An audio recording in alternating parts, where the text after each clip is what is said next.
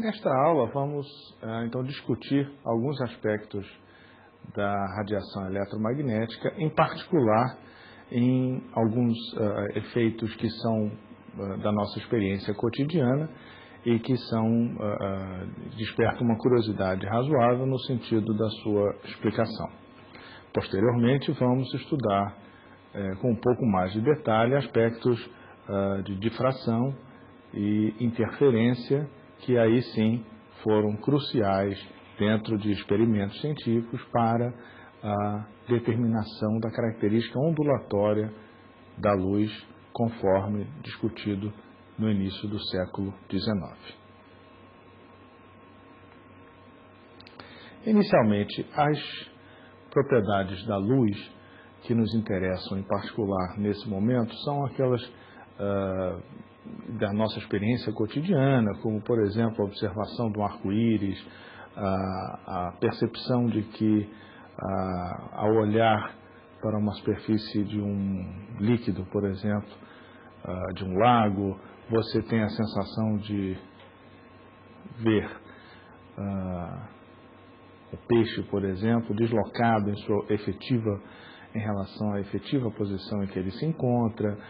Enfim, essas experiências cotidianas que são, então, de fácil explicação e que a gente deve, então, explanar rapidamente nesta aula. A natureza ondulatória foi explanada, como já discutimos, por Thomas Young, no início do século XIX, vendo, na realidade, estudando sistematicamente padrões de interferência de ondas provenientes de fontes coerentes. E, a partir daí, ele, então, evidenciou a natureza ondulatória da luz. Evidentemente, no século XIX, houve, então, um grande desenvolvimento que culminou com a determinação, a sistematização por Maxwell dos efeitos eletromagnéticos como sendo todos parte de um corpo integrado, do qual decorria a própria noção de onda eletromagnética. Observe que, no início do século XX, ou seja, havia já uma consolidação relativa às ondas eletromagnéticas e seu comportamento. No início do século XX, devido a experimentos que mostravam que a radiação emitida por um objeto, por um conjunto de átomos, parecia atender a padrões discretos, Einstein, então, propôs que a luz era, na realidade, ou para efeitos daquele experimento em que se observava, por exemplo, o efeito fotoelétrico, que a radiação eletromagnética, ou seja, a luz no caso, era composta por pacotes de energia similares a partículas. E a estes pacotes ele deu o nome de fótons. A identificação deste fenômeno lhe propiciou observar que a energia associada, então, a cada uma dessas partículas, que no caso não tem massa, são partículas desprovidas de massa, os fótons, a energia correspondia a uma constante multiplicada pela frequência emitida, sendo esta constante, então, identificada com um valor que foi batizado em homenagem a Max Planck, que também estudava esse fenômeno, que, no entanto, não tinha chegado a propor a explicação do efeito fotoelétrico que foi posteriormente formulado.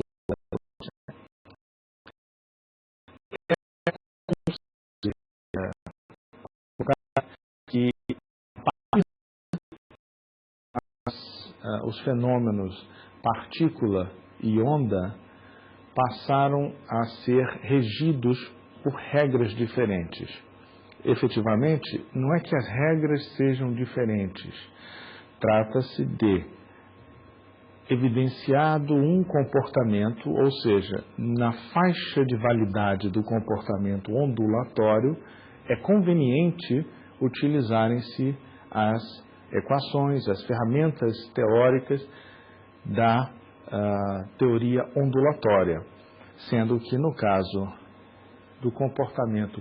corpuscular, da luz, é mais interessante se utilizar a formulação da mecânica de partículas que colidem. Portanto, não se trata de um comportamento dissociado do outro. Na realidade, costumamos dizer que não há um comportamento de onda ou o objeto, a partícula, tem uma natureza apenas corpuscular ou ondulatória. Na realidade, ela é um todo que tem um comportamento que se evidencia mais de uma forma ou mais de outra forma. Para compreender o comportamento, por exemplo, na teoria das colisões, você deve então ter uma formulação que englobe todas essas propriedades, que é então dada pela física quântica.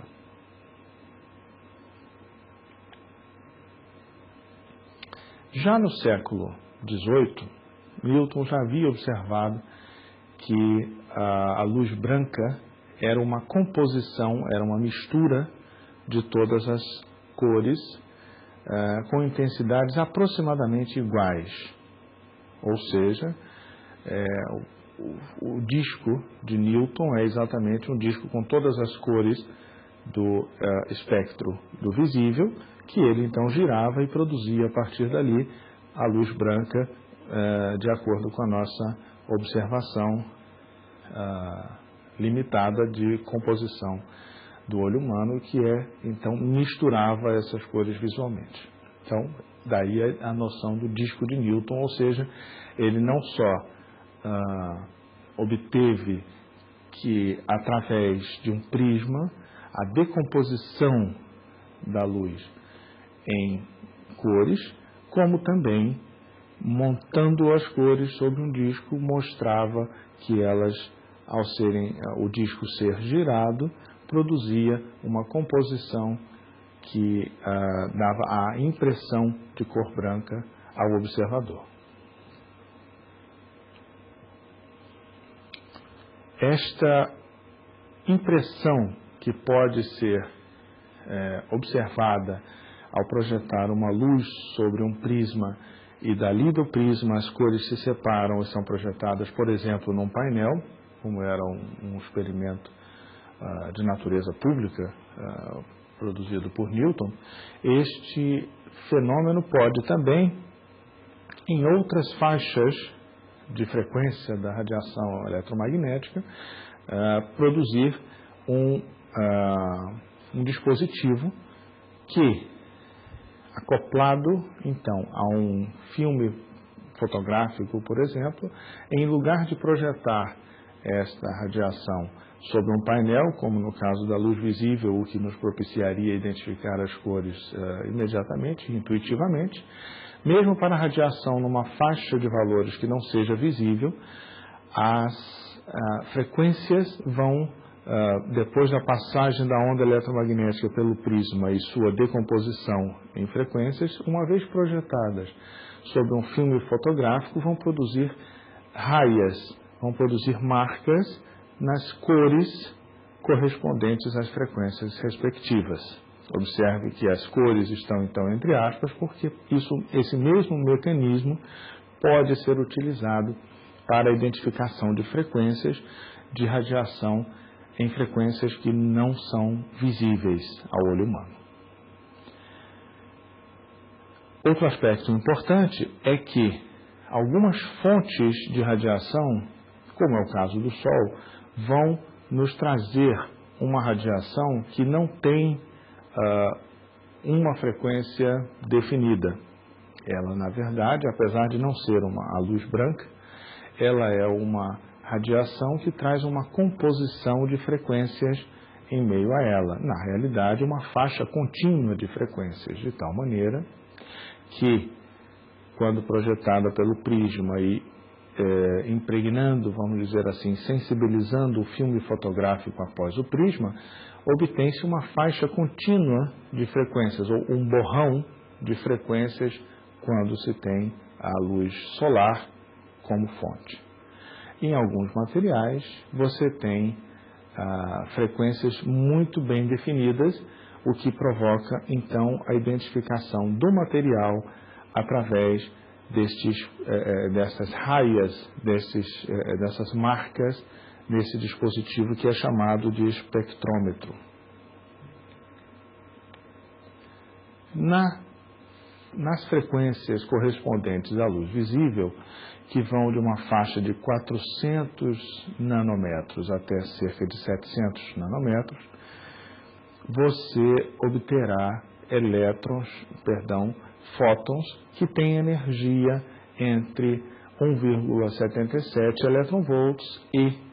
3,1 eletronvolts. Ou seja, essa é a energia de cada pacote de energia da luz correspondente ao visível.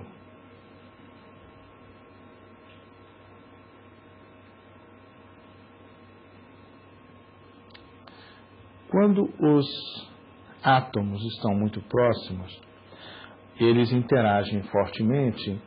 e, como veremos posteriormente, eles produzem níveis de energia que, individualizados os átomos,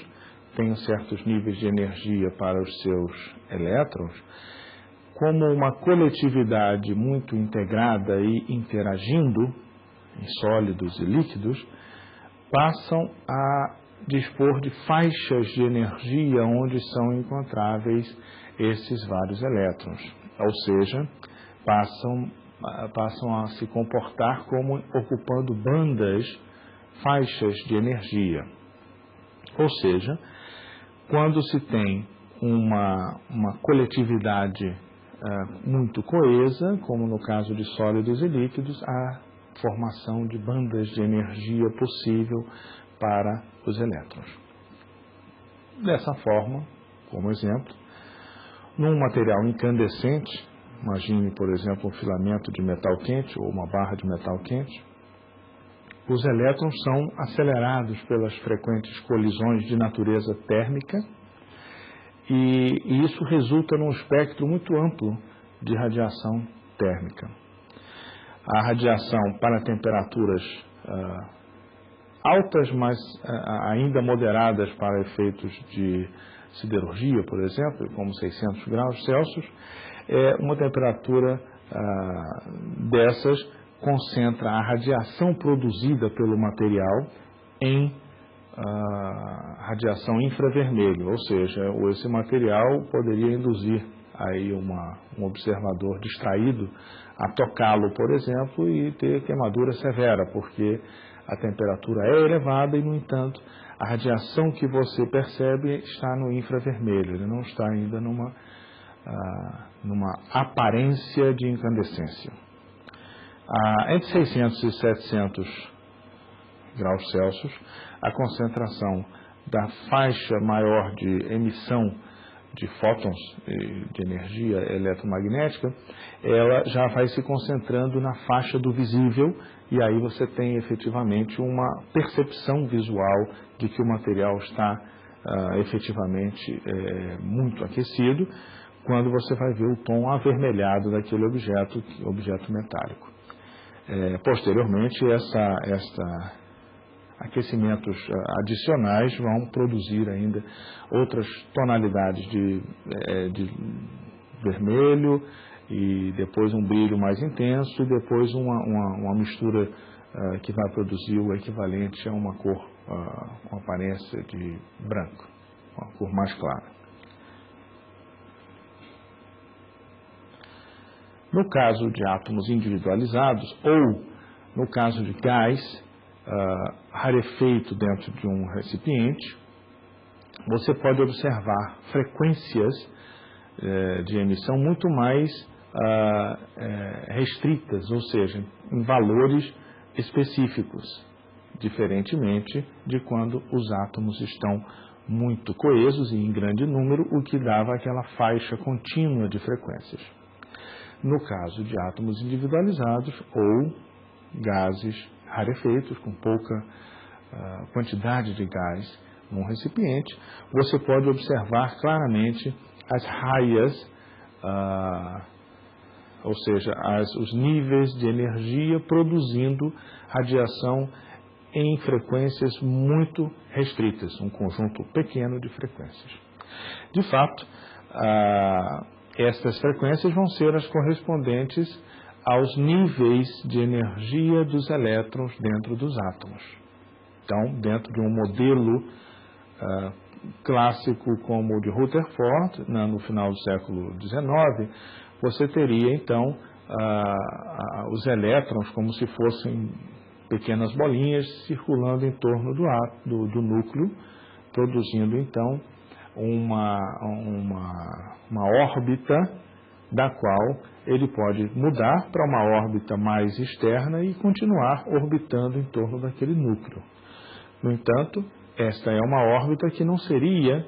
o natural, vamos dizer assim, ou o estado de mais baixa energia desse sistema. Você diria que este átomo está excitado quando um elétron está numa órbita mais distante do que poderia estar.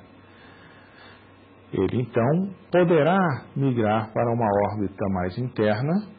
se houver disponibilidade nessa órbita mais interna. A órbita mais interna poderá estar já ocupada. De fato, de acordo com o princípio de exclusão de Pauli, você não terá elétrons ocupando o mesmo estado energético no mesmo átomo. Então você, uma vez que o estado energético está ocupado, o elétron tem que ficar numa órbita mais externa. Mas se não houver aquele elétron na órbita mais interna, o elétron que está mais distante decairá, produzindo então uma disponibilidade de energia que vai ser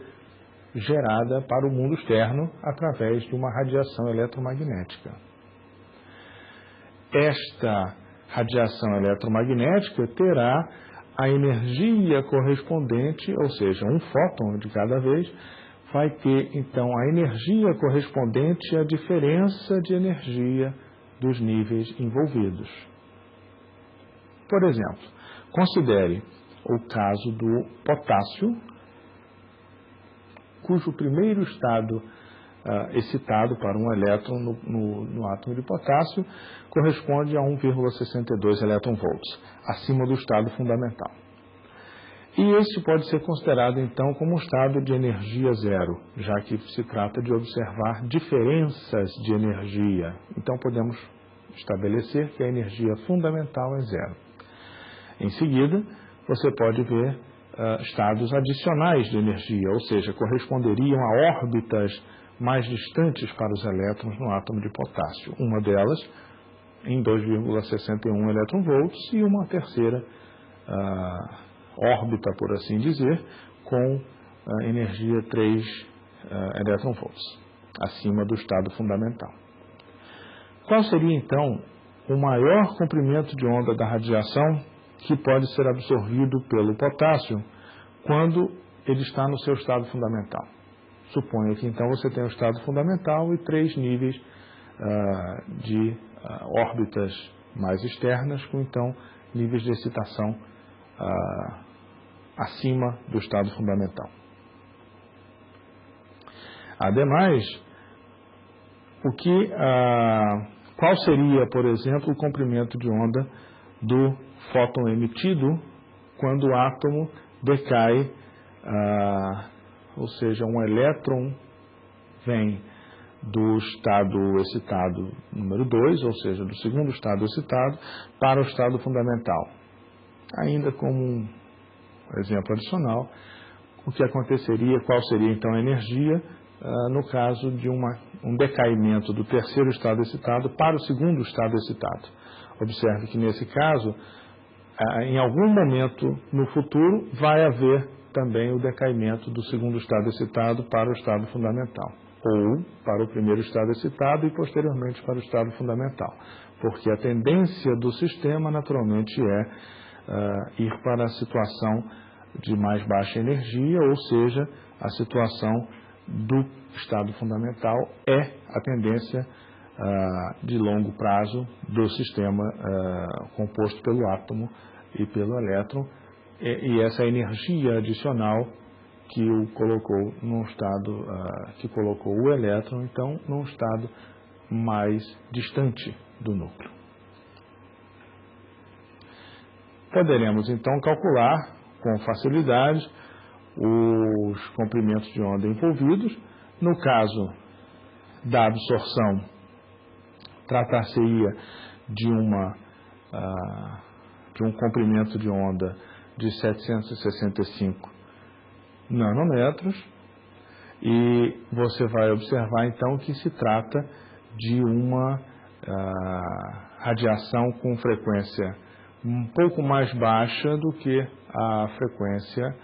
do vermelho, ou seja, você está na transição do vermelho para o infravermelho, e haveria então uma absorção desta energia para esse sistema de partículas, ou seja, de átomos de potássio. E a emissão se daria, no primeiro caso solicitado, do nível 3 de excitação diretamente para o estado fundamental, haveria então uma emissão de um fóton na faixa do visível, ou seja, na faixa de um dos menores comprimentos de onda, na faixa do visível, que significa das maiores frequências e, portanto, na luz azul, ou na faixa do azul para violeta. Na outra transição, que é a transição, então, em que há um decaimento do terceiro nível de excitação para o segundo nível de excitação do estado do átomo de potássio, você teria, então, uma frequência, ou, na realidade, um comprimento de onda correspondente a 2.700 nanômetros, que aí não está na faixa do visível, efetivamente. Está na faixa do infravermelho. É importante, então, que estes mecanismos de transição entre estados de excitação dos átomos por meio de seus elétrons, que ficam então em órbitas, isso numa visão clássica, em órbitas mais ou menos distantes do núcleo, é o que permite então as tecnologias que foram então identificadas ainda em meados do século XX, e a produção dos primeiros lasers a partir da década de 50, como sendo dispositivos amplificadores de emissão de radiação estimulada. Esses dispositivos, então, que têm a sigla laser, eles produzem um feixe de fótons, né, coerentes através da emissão estimulada. Vamos observar com brevidade a formação, como seria então estabelecida este fenômeno e, portanto, a tecnologia decorrente dele. Considere um sistema que consiste de átomos com um estado fundamental e um estado excitado que é metastável, ou seja, o elétron, quando chegar naquele nível, ele vai ter a tendência, naturalmente, de retornar ao estado fundamental e fazendo, através desta queda para um outro nível, a liberação de uma energia que sai do sistema sob a forma de energia eletromagnética, um fóton.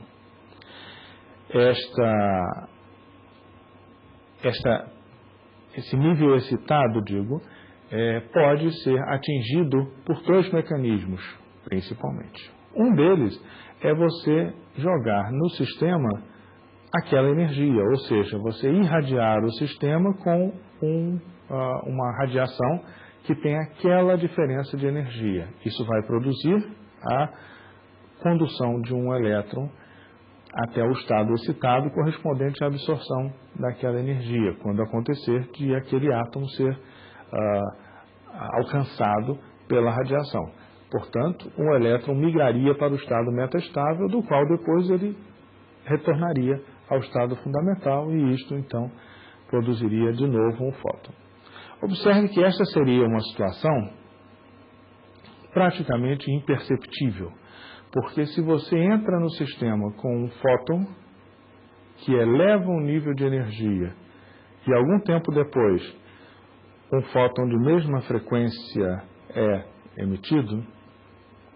nada teria acontecido de uma certa forma. Você terá introduzido uma quantidade que é um fóton de uma energia conhecida e sai o fóton da mesma energia algum tempo depois desse sistema. Isso, como tecnologia, seria bastante ineficiente para quaisquer propósitos industriais. No entanto, observe que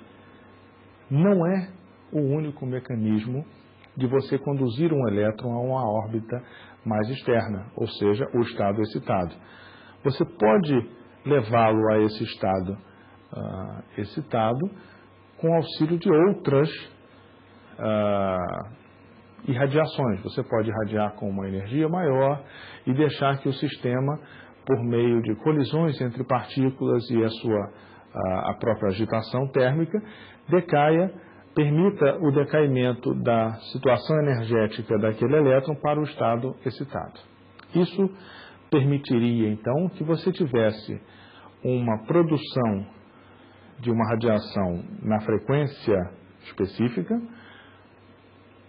sem que você tivesse que jogar uma radiação daquela frequência naquele sistema. Então, estaria aí a produção de uma frequência específica e talvez em grande quantidade, se você conseguir popular o estado excitado deste átomo com um grande número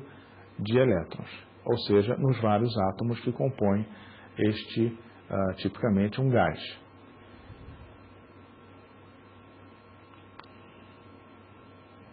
Pictoricamente,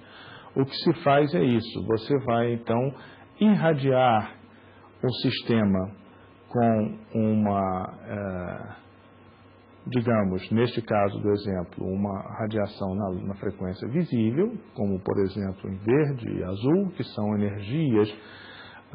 maiores. Desta irradiação resulta uma excitação eletrônica, ou seja, o elétron fica mais distante, ficaria mais distante do que a órbita chamada órbita excitada, ou seja, se afasta do estado fundamental e, efetivamente, até pode ultrapassar a faixa da energia chamada do estado excitado. Mas retornará a esta faixa por meio de transições não radioativas, ou seja, por meio de colisões moleculares, por exemplo. E aí, esse elétron retornará ao nível excitado, do qual ele então decairá para o nível fundamental, produzindo então a radiação na frequência específica e característica do material que está sendo empregado esse material gasoso. Então, esse é o mecanismo básico de produção de uma frequência específica de um laser, por exemplo. Evidentemente que isto não é suficiente para garantir uma intensidade adequada. Por esta razão,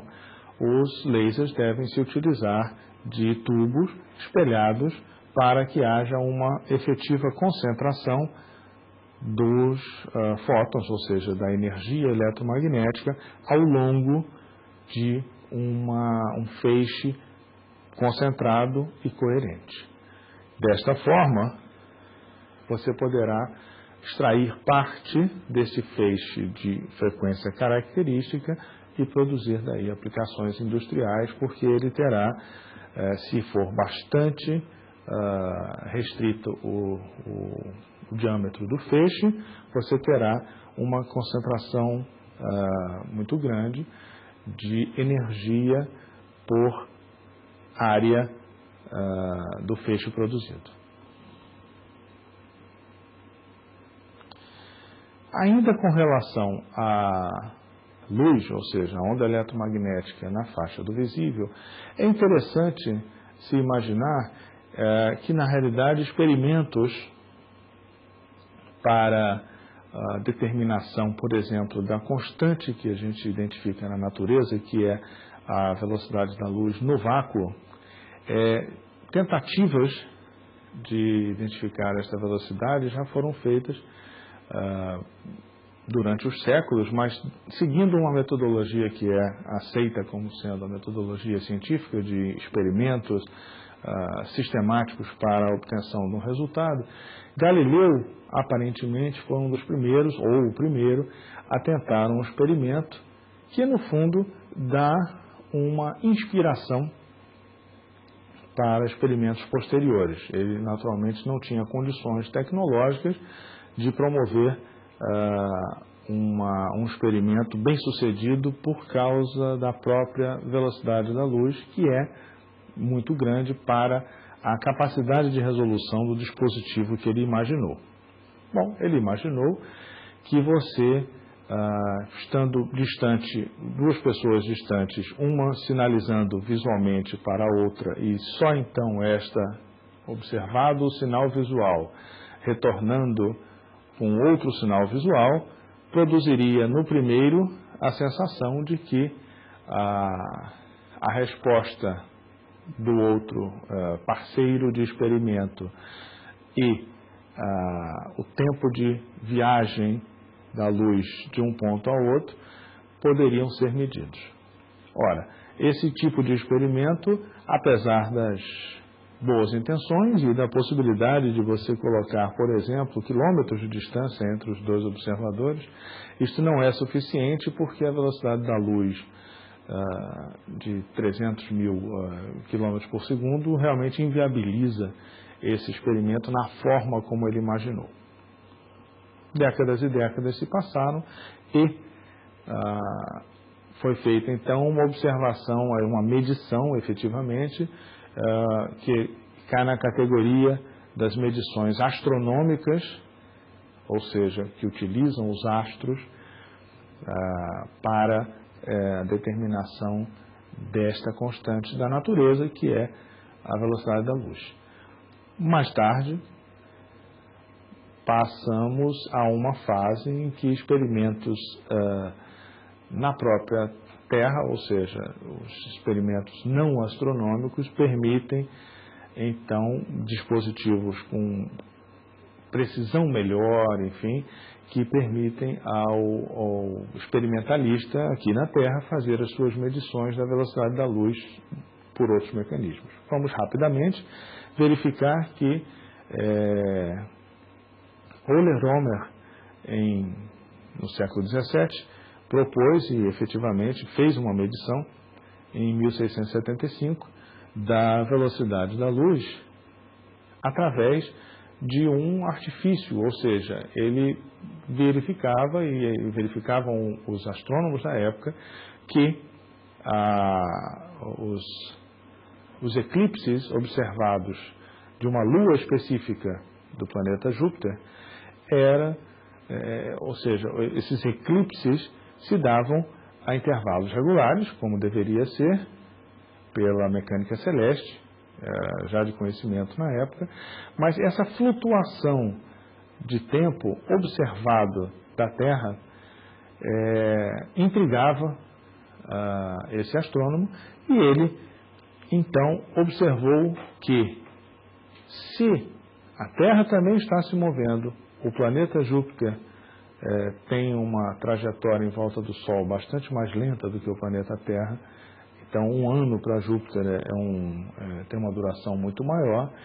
Observou ele, então, que você poderia fazer uma medição da velocidade da luz se você utilizasse a trajetória da Terra em torno do Sol e aferisse esta velocidade através da previsão de quando se daria um eclipse de Io, que é uma lua de Júpiter. Enfim, quando você, observando da Terra, observa eclipses da lua de Júpiter, desse satélite de Júpiter, você, no ponto A da figura, você está então observando a um instante de tempo que certamente será o menor que você vai poder medir.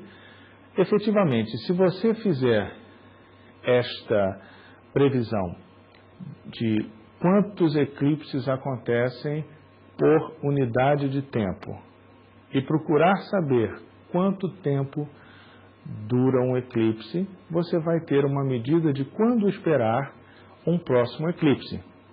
Efetivamente, com este conceito, Rømer ficou então, vamos dizer assim, observando e observou no ponto D, no ponto A, no ponto C da trajetória da Terra em torno do Sol e pôde observar que no ponto em que ele, no ponto C, em relação ao ponto A, é o diâmetro, inclui a distância do ponto A ao ponto C, inclui o diâmetro total desta trajetória da Terra em torno do Sol, ele então mediu uma defasagem, uma diferença de 16 minutos no tempo de início de um eclipse que ele havia previsto. Portanto, daí ele verifica que a velocidade da luz é tal que a luz percorre o diâmetro da trajetória da Terra em torno do Sol em 16 minutos.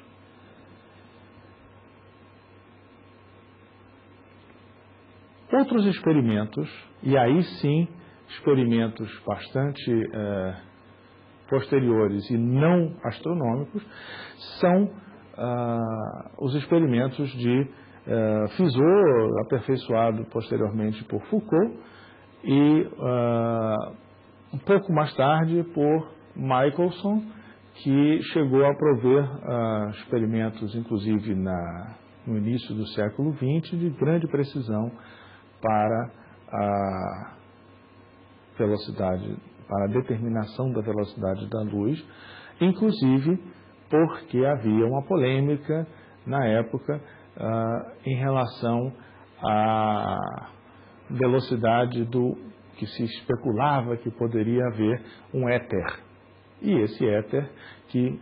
giraria então com a Terra, com a atmosfera, e você procuraria medir velocidade da luz na direção longitudinal, enfim, ao longo do éter e na direção transversal ao do movimento do éter. E Michelson propôs experimentos que, com grande precisão, determinaram a impossibilidade de se distinguir esse éter, o que foi uma das alavancas no início do século XX para a teoria da relatividade de Einstein. O experimento de Fizeau e também o de Foucault,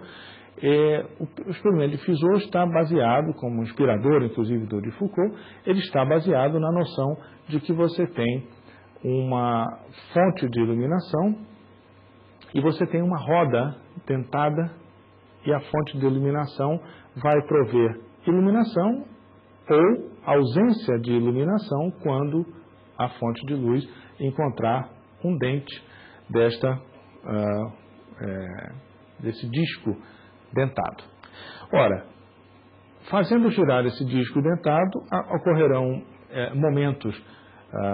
de claro-escuro, que, no entanto, não são percebidos, se a roda gira lentamente, não são percebidos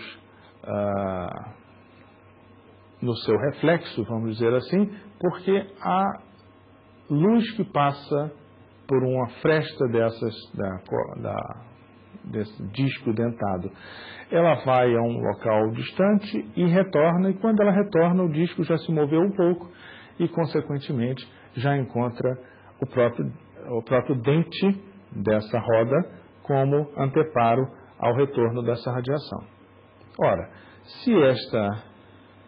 esse disco girar muito rapidamente, é possível, então, que a iluminação que passou por uma fresta vá ao local de destino e retorne, então, pela outra fresta. Ao retornar pela outra fresta, ele terá, então, uma medição da velocidade da luz que que terá então percorrido um caminho de ida e volta, refletido que foi num espelho, e retornou, passando então pelo dente seguinte do dispositivo dele. Desta forma, ele fez medições da velocidade da luz, que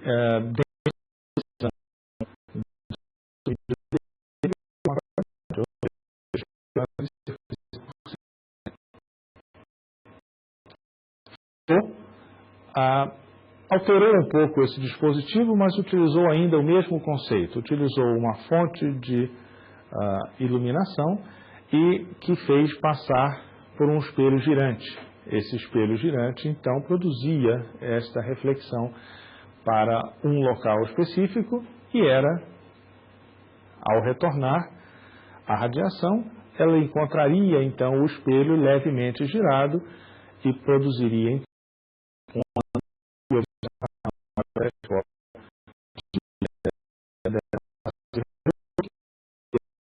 a velocidade de rotação do espelho giratório que reflete esta radiação para o outro espelho situado a longa distância e depois coleta de volta e reflete mais uma vez, já em outro ângulo. Este conhecimento destas velocidades angulares, a distância,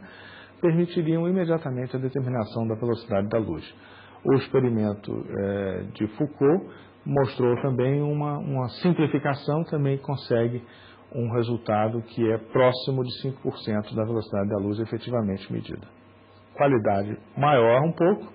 consegue Michelson, algumas décadas mais tarde, com um experimento que, na realidade, conceitualmente, tem a ver,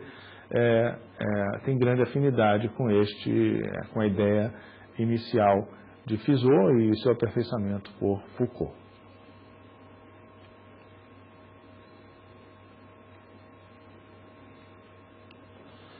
Michelson obteve, então,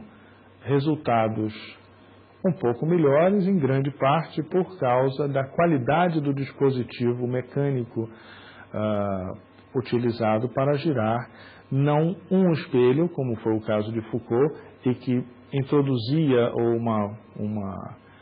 gerava um atrito que era considerado indesejável, e Michelson então produziu um prisma octogonal que, ao girar, produzia então muito menos atrito e produzia o que era desejável para ele, uma velocidade angular bastante estabilizada, além de utilizar o próprio conceito que Fizeau havia projetado e Foucault havia aperfeiçoado. As medições de Michelson são de qualidade melhor ainda no século XIX. Considere como exemplo que no experimento de Fizeau, a roda dentada que ele utilizou possuía 720 dentes. E considere também que a luz foi observada quando a roda girava a cerca de 25 rotações por segundo. Medida a distância da roda para o espelho mais distante, foi utilizado 8 km 630 metros. Qual seria então o valor de Fizeau para a velocidade da luz? Observe que há diversas dificuldades, inclusive não só as dificuldades mecânicas para girar essa roda dentada a uma velocidade angular constante, como também a própria manufatura desta roda dentada com a desejável regularidade dos dentes necessária e que não era disponível ainda tecnologia para fazer isso com grande precisão à época. A resposta, neste caso, esse experimento fictício de Fizeau, a distância total percorrida de 8,63 km multiplicada por 2 foi suficiente para que 720 da roda dentada tivessem se deslocado, ou seja, a distância angular foi a correspondente a 720 do ângulo total, que seria de 360 graus. Portanto, a velocidade encontrada neste experimento de Fizeau que estamos representando aqui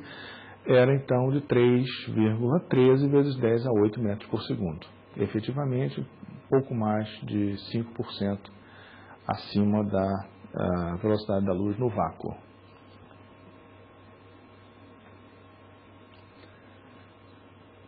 Como características ainda da radiação que vemos no visível e que certamente são propriedades que se manifestam também na radiação que nós não vemos,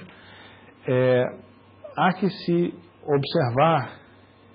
que a reflexão pode se dar de várias formas e ela pode ser, por exemplo, dependente da superfície na qual a radiação está sendo refletida. Por exemplo, no caso de um lago com água em repouso, ou seja, sem vento, sem perturbações, você pode ver então uma imagem projetada sobre a superfície do lago de uma forma aproximadamente especular, como vemos na figura à esquerda. No caso da superfície ser rugosa, ainda que haja uma reflectância razoável da superfície, havendo rugosidade, havendo irregularidade nesta formação de reflexo, vamos dizer assim, o que você observará será sempre uma imagem difusa. Efetivamente, em certos casos, o que se quer é uma imagem difusa. Por exemplo, ao dirigir à noite, o que se pretende que o terreno no qual se dirige lhe forneça é exatamente uma reflexão difusa.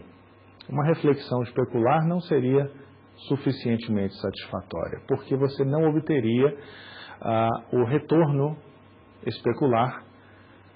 do terreno por onde você está dirigindo. É uma situação desejável que o pavimento onde se dirige seja rugoso, de modo a permitir uma reflexão difusa que devolve ao motorista, por exemplo, uma parte dessa radiação emitida pelos faróis que lhe permite então enxergar por onde está se dirigindo. Um outro fenômeno interessante e necessariamente deve ser explicado por vocês, porque ele produz um dispositivo que é muito empregado em telecomunicações, é o mecanismo da refração. Ora, a refração, como já vimos, ela corresponde à mudança de inclinação, por exemplo, da radiação eletromagnética quando ela muda de um meio para um outro meio que permite com mais ou menos facilidade a passagem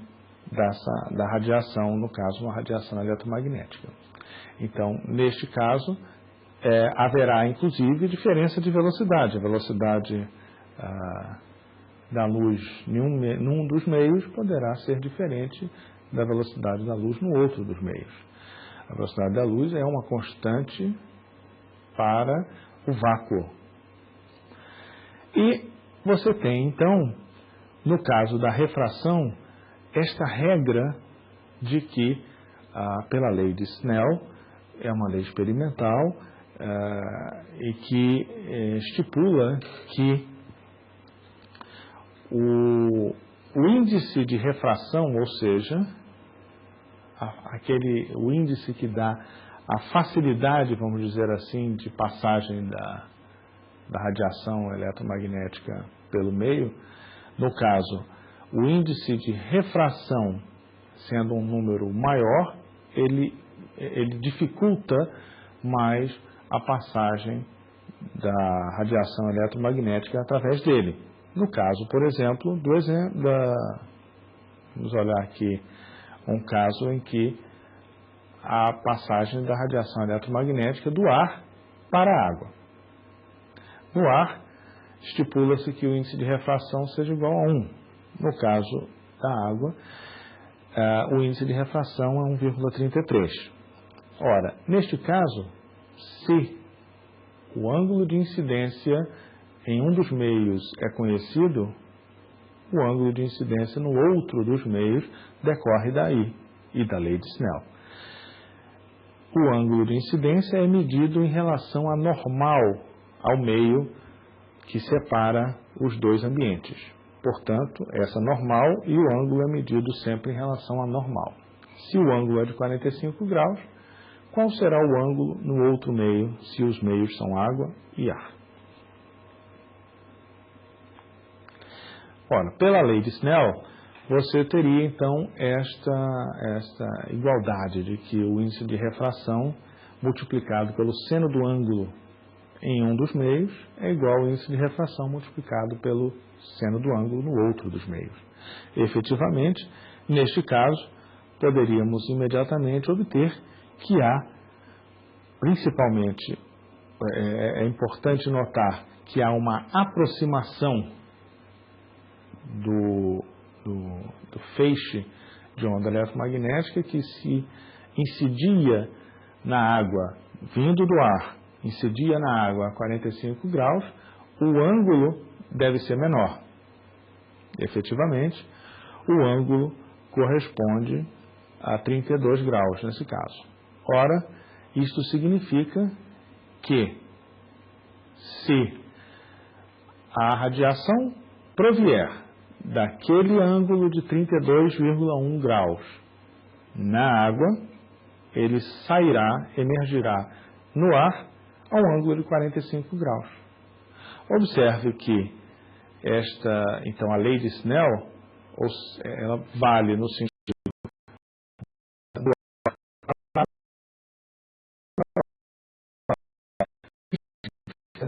que se o ângulo de incidência de dentro da água for muito grande, pode ser que o ângulo de saída no ar seja até de 90 graus.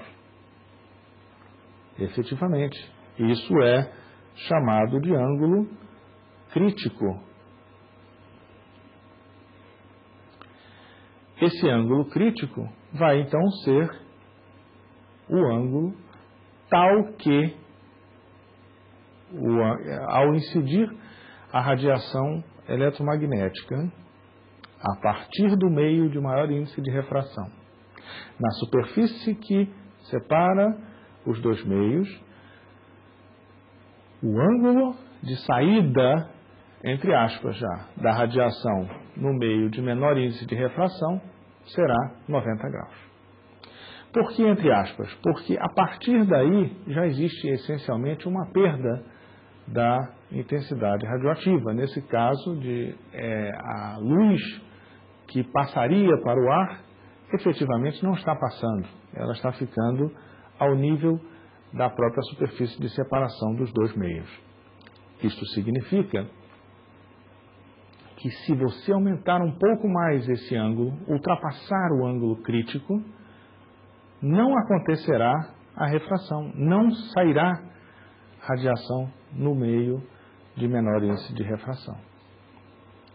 Como exemplo, considere o seguinte: você está na piscina e, estando debaixo d'água, cujo índice de refração é 1,33, você olha para cima e consegue observar objetos em um círculo que aparece claro para você, de raio 2 metros, e o restante da sua visão são os ladrilhos da piscina. Ora, qual então a sua profundidade?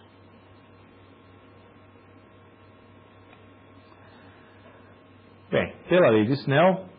ou seja, a gente deve então buscar a obtenção do ângulo crítico. Já podemos imediatamente dizer que a partir do ângulo crítico você não consegue ver fora e sim apenas os ladrilhos da própria piscina, porque existe uma reflexão da radiação que você é capaz de observar, todo o ambiente iluminado.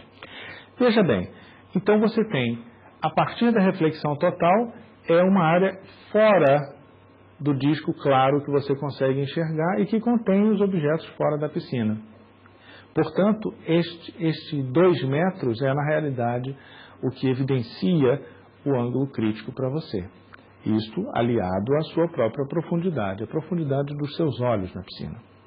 Esta relação, então, vai te dar imediatamente a tangente do raio, ou seja, em torno do qual você consegue observar o ambiente externo, a tangente desse raio dividido pela sua profundidade vai te dar, então, o ângulo seno sobre cosseno, ou seja, a tangente do ângulo de refração crítico, a partir do qual você não consegue mais ver coisa alguma fora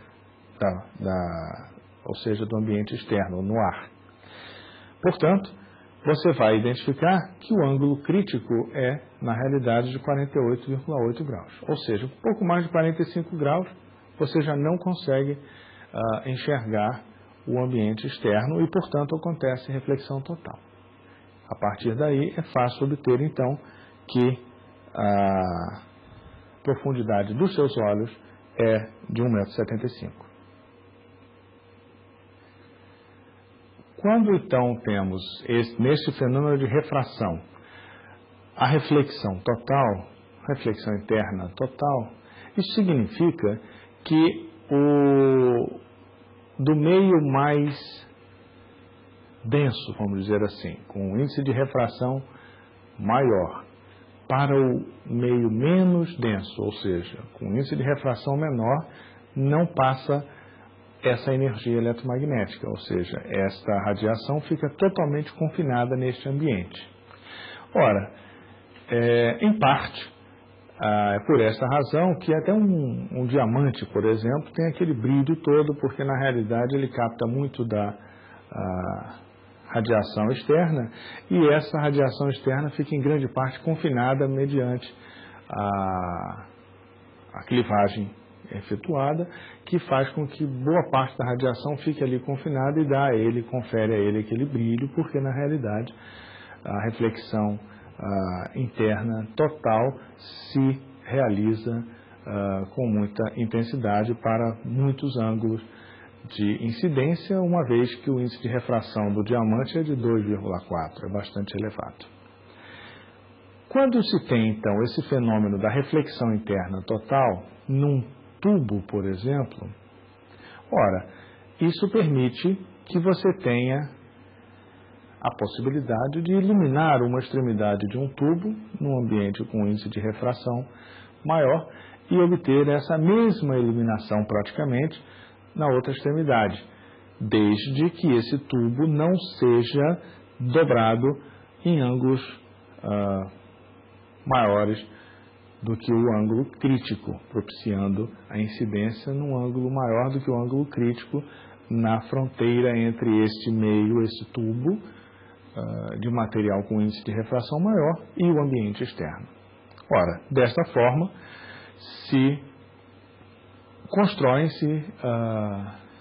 desenvolveu a noção de uma fibra óptica, que é essencialmente uma fibra de vidro, que transmite essas ondas eletromagnéticas com pouca perda, quer dizer, a perda vai depender efetivamente da frequência com que a radiação é jogada à fibra óptica numa das extremidades e certamente captada na outra extremidade, mas a perda desta radiação se deve, então, em parte, à frequência utilizada para a transmissão. Essa frequência pode ser, em princípio, qualquer uma do espectro, qualquer uma que seja acessível e fácil de produzir e fácil de transformar na outra extremidade, mas, tipicamente, se utiliza uma radiação na faixa do infravermelho, de 10 a 14 Hz, por exemplo, como frequência de transmissão, mais do que inicialmente se usou com uma onda de rádio com 10 a 6 Hz de frequência. Então, é preferencialmente utilizada uma frequência de 10 a 14 Hz. É importante termos também uma noção de alguns fenômenos que também são fenômenos que acontecem com outras radiações eletromagnéticas, com outras ondas eletromagnéticas, mas que na faixa do visível produzem efeitos que são familiares e que você pode explicar com auxílio do que você já viu até o momento nessa disciplina. Você, a partir da noção de índice de refração e sabendo que, por vezes, o índice de refração varia de uma maneira contínua, você pode, por exemplo, explicar fenômenos como miragens e deformações que são encontradas em alguns casos, dependendo das propriedades do material. Por exemplo, quando você tem um piso muito aquecido, no verão, por exemplo, você vai observar que a imagem fica um pouco distorcida na vizinhança desse piso muito aquecido, e isso aconteceria por qual razão? Evidentemente, você tem uma mudança no índice de refração do ar próximo a esse piso muito quente, e essa mudança do índice de refração permite, então, que haja a distorção das imagens que você vê. Por vezes,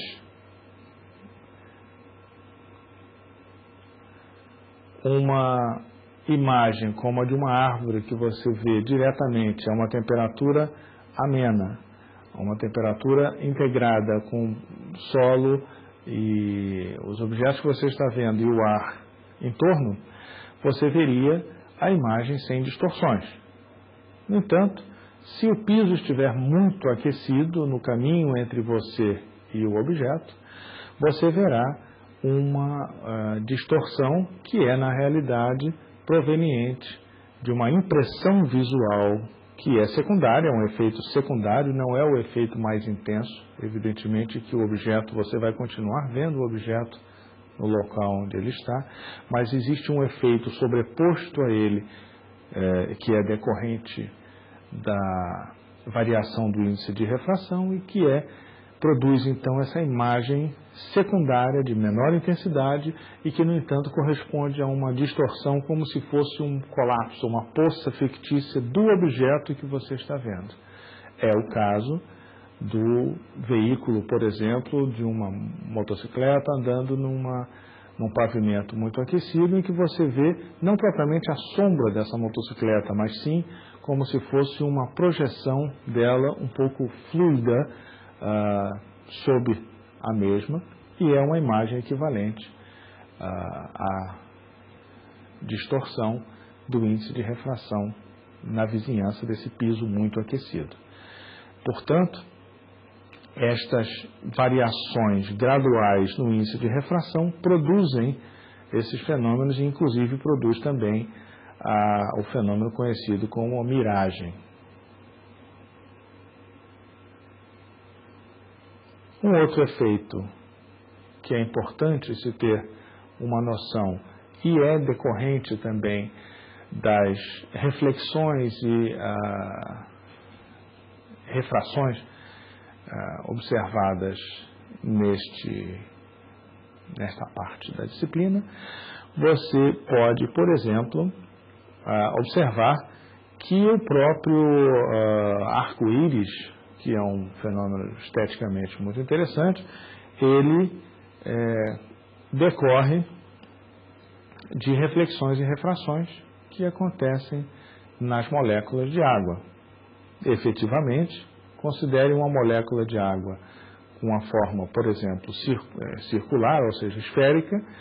e você observará que a radiação proveniente do Sol, incidente sobre essas gotas de água, da umidade do ar, e que são, então, presentes no caso da chuva ou da formação pós-chuva, por exemplo. Essa umidade, então, com as partículas de água em suspensão na atmosfera, produzirá, então, esse fenômeno em que você tem as a radiação eletromagnética proveniente da fonte solar, por exemplo, incidindo nessas gotas de água, passando por dentro delas e, via reflexão total, por exemplo, retornando para o local onde o observador se encontra. Desta forma, você teria então uma limitação nos ângulos em que você consegue ver um arco-íris. Efetivamente, você tem esta limitação, não é em qualquer ângulo que você vê o arco-íris, ele estará sempre disposto numa angulação que é compatível com o reflexo desta radiação nas gotas de água e que depois chegam ao observador. Evidentemente, há mais de uma possibilidade, a radiação pode incidir nessas gotas de água por um outro caminho e produzir para você um arco-íris que é chamado arco-íris secundário em uma outra angulação. Então você tem um arco-íris primário num certo ângulo e um arco-íris secundário num outro ângulo.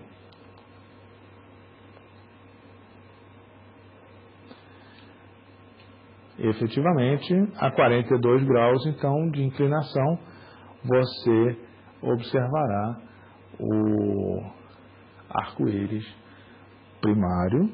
e o arco-íris secundário será então observado a 51 graus de inclinação em relação ao Sol. Desta forma, vocês estão familiarizados com uma série de fenômenos cotidianos e alguns com aplicação tecnológica de grande relevância e que servem para subsidiar inclusive os conhecimentos que vão advir das próximas aulas, não esquecendo, porém, que na próxima aula discutiremos difração e interferência sob, então, o foco das figuras de interferência como comprovação